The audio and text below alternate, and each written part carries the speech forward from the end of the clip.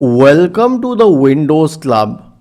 If you encounter the error Realtek Audio Console does not support for this machine, then either read through this article on the website or simply watch this video. I will guide you through the resolutions. The first solution is to restart your PC. Right click on the start button, scroll your mouse over shutdown or sign out and then select restart. The next solution is to simply download the drivers from the Intel website. So go to intel.com and search for Realtek in the Intel search bar at the top right corner. Download the latest drivers and install them on your system. Isn't this easy and interesting? If you have any doubts, please go to the original article on the Windows Club. Scroll down to the comment section and write your query. We will surely answer to it. Do not forget to subscribe to the channel. Thank you for watching this video and have a nice day.